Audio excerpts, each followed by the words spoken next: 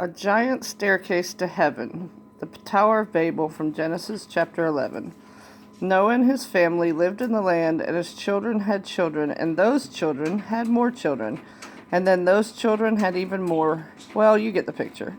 Until there were lots of people on the earth once more. Now back then, everyone spoke exactly the same language, so you didn't need to learn Swahili or Japanese or anything because you could say hello to anyone and they knew what you meant.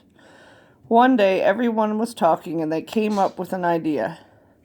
Let's build ourselves a beautiful city to live in. It can be our home and we'll be safe forever and ever. Then they had another idea. And let's build a really tall tower to reach up to heaven. Yes, they said. We'll say, look at us up here, and everyone will look up at us, and we'll look down on them.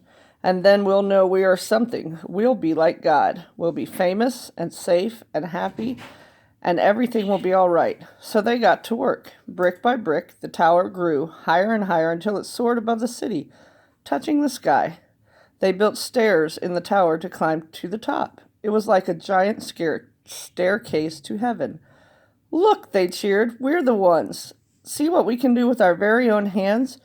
They were quite pleased with themselves, but God was not pleased with them. God could see what they were doing. They were trying to live without him. But God knew that wouldn't make them happy or safe or anything. If they kept on like this, they would only destroy themselves, and God loved them so much, too much to let that happen, so he stopped their plans. One morning they went to work as usual, but everything was different. Their words were all new and funny. You see, God had given each person a completely different language. Suddenly no one understood what anyone else was saying. Someone would say, "How do you do?" And the other person thought they said, "How ugly are you?" It wasn't funny. You could be something nice, like "Such a lovely morning," and get punched in the face because they thought you said, "Hush up, you're boring." You couldn't even say pardon to check if you'd heard right because no one understood that word either. It wasn't easy to work together after that, as you can only imagine. People were always quarreling and fighting and getting in a dreadful muddle and becoming grumpier and grumpier until at last they were all too cross to keep on building and just had to stop. After that, the people scattered all over the world, which is how we ended up with so many different languages to this day.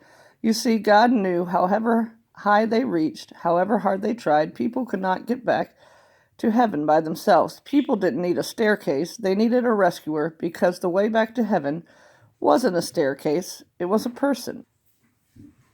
People could never reach up to heaven, so heaven would have to come down to them, and one day it would.